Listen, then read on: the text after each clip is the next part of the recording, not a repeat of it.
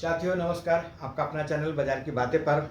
तो आइए आज समझते हैं कि आज दिन भर किस प्रकार से बाजार में ट्रेड हुआ और आने वाला कल निफ्टी का एक्सपायरी है, मंथली एक्सपायरी है।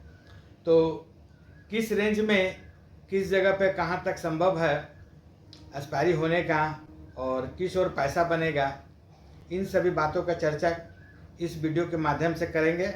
यह वीडियो सिर्फ आपके जानकारी और नॉलेज पर्पस से बनाया गया है, न कि ट्रेड पर्पस से।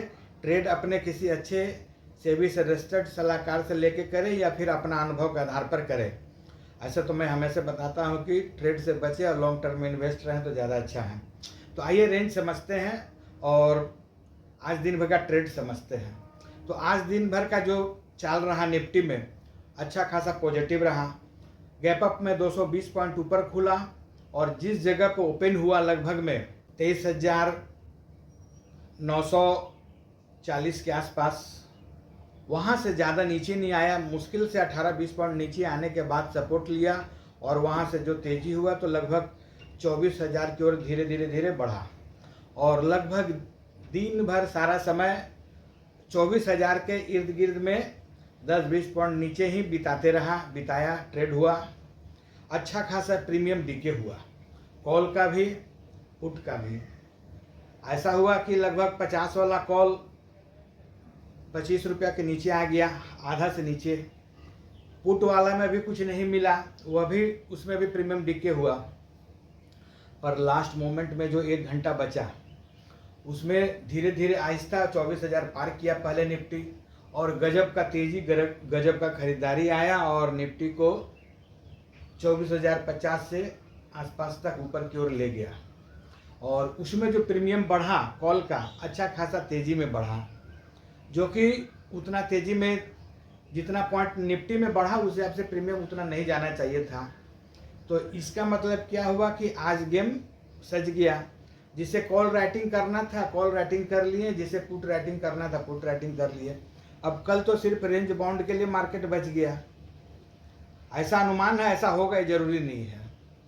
यानी कि सुबह सुबह प्रीमियम डीके होने का चांस रहेगा, तो सुबह सुबह ट्रेड से बचे। यदि सुबह सुबह आप उल्टा ट्रेड में फंस गए तो ज़्यादा उम्मीद रहता है कि आप दिन भर परेशान हो जाइएगा, फेडअप हो जाइएगा और आपका ट्रेड गड़बड़ हो जाएगा। इसलिए जब मौका मिले, जब लगता है कि नहीं अब ये ट्रेड सही है, तभी ट्रेड ले। क्योंकि ट्रेड में घुसना, ट्रेड को लेना बहुत आसान है, पर उस ट्रेड को किस लेवल तक लेके जाना है और किस जगह पर उससे निकल जाना है, यह मेन चीज़ है। इसके लिए नॉलेज होना चाहिए। इसके लिए कोई दिमाग और कुछ सेंटिमेंट और ये सब कुछ नहीं। इसके लिए सटीक जो आपका पैरामीटर बना हुआ है, जो कैंडलस्टिक है उसमें साफ दिखता है, उसमें जो वीवेप है उसमें साफ दिखता है कि किस लेवल पे जाकर के निकल जाना है। प्लस ये डिसाइड होना चाहिए पहले कि आपको कितना % लेके निकलना है। सबसे बड़ा मैटर यही रहता है। यदि आप इस तरीक़ा से ट्रेड ले करके अगर निकलते हैं बाहर तो आपका ट्रेड प्रॉफिट में आ सकता है, वरना अच्छा खासा प्रॉफिट वाला ट्रेड भी नेगेटिव में ही लोग काटते हैं, जिसमें परसेंटेज मात्रा है समझिए कि 90% से ऊपर लोग गंवा देते हैं अपने पूंजी को।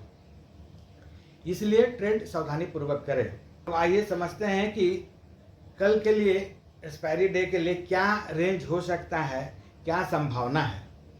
तो कल के लिए जो रेंज का संभावना है, निफ्टी में यदि नीचे की ओर जाता है तो इमीडिएट सपोर्ट जो है 922, जो आज का लो भी है। यदि उससे नीचे जाने लगता है तो फिर पुट वाले को एक चांस मिल सकता है, जो लगभग में 23,800 से 850 तक जाने का संभावना है। और यदि निफ्टी में ऊपर जाता है तो फिर 24,150 पहला रुकावट का काम करेगा और उस जगह पर यदि टिक जाता है तो निफ्टी 24,200 से 250 की ओर बढ़ने का कोशिश करेगा। कल एक्सपायरी डे है, रेंज थोड़ा बड़ा रहेगा। रेंज नीचे की ओर जहाँ पे क्लोजिंग है लगभग 200 पॉइंट और जहाँ क्लोजिंग है उससे 200 पॉइंट ऊपर रेंज बड़ा रहेगा। आइए बैंक निफ्टी समझ ले। बैंक निफ्टी यदि नीचे की ओर जाता है तो इमीडिएट सपोर्ट जो है लगभग में 55,000, और उससे नीचे गया तो 54,800, और उससे नीचे गया तो फिर 54,500 बड़ा सपोर्ट है। और यदि बैंक निफ्टी ऊपर की ओर जाता है तो 55,800 आज का पहला रुकावट, और उस जगह पर यदि सस्टेन कर जाता है बाजार बैंक निफ्टी, HDFC बैंक में यदि कुछ तेजी रहता है, एक्सिस बैंक में तेजी रहता है, बैंक निफ्टी 56,000 यदि क्रॉस कर जाए तो फिर 56,500 तक जाने का संभावना है। जो कैंडलस्टिक के आधार पर दिख रहा है वह मैं आपको बता रहा हूँ। तो